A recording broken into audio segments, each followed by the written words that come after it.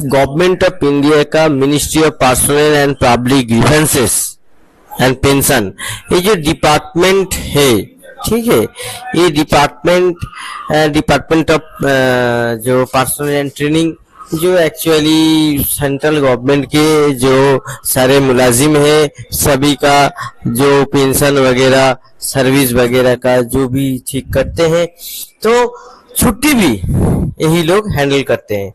तो उस डिपार्टमेंट से मिनिस्ट्री से ऑर्डर आया है कि जो ईद उल जुहा यानी कि बकरीद के लिए जो छुट्टी दिया जाता है उसके दरमियान कुछ चेंजेस आने वाले हैं। तो ये जो चिट्ठी है ये 22 मई को नया दिल्ली की तरफ से आया है।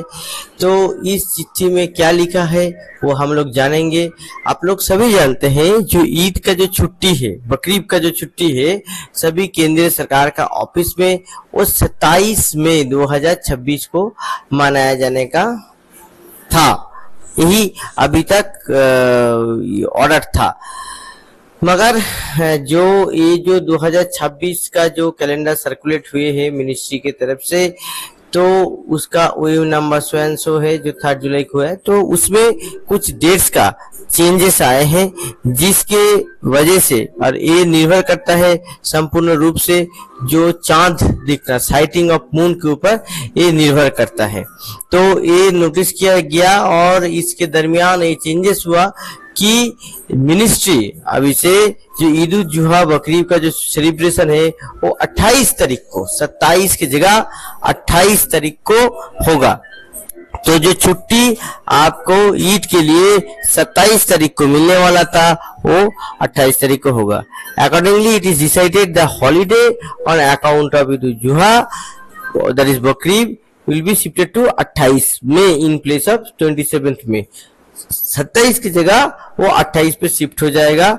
और for all central government administrative offices in Delhi और न्यू दिल्ली, और जो ऑफिसेस दिल्ली न्यू दिल्ली के बाहर है, आउटसाइड दिल्ली और New Delhi, central government employees coordination committee और head office for such committee not functioning can decide the date depending upon the decision of the state government।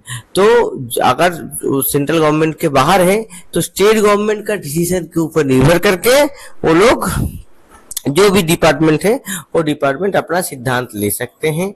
देखिए इसका जो चिट्ठी है सभी मिनिस्ट्रीज को, सभी डिपार्टमेंट को दिया गया है।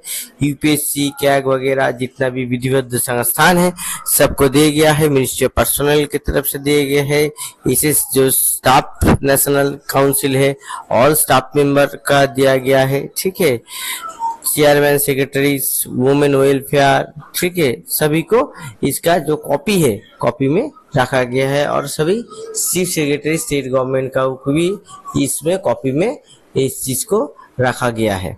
तो देखिए ये जो ईद है, ईद का जो सेलिब्रेशन है, ये सेलिब्रेशन संपूर्ण तरीके से चांद उठने का, साइटिंग ऑफ मून के ऊपर निर्भर करता है। तो जो बकरीद है, बकरीद का जो छुट्टी है, तो सेंट्रल गवर्नमेंट जो ऑफिसेस है दिल्ली में जो लोग हैं वो लोगों के लिए तो 28 हो गया है, मगर बाहर के जो लोग हैं वो 27 भी हो सकता है, 28 भी हो सकता है। वो रिस्पेक्टिव जो डिपार्टमेंटल हेड का ऑर्डर, उसमें इस ऑर्डर को इंडोर्स करके अगर निकाल देते हैं ऑर्डर तो 28 को हो जाएगा।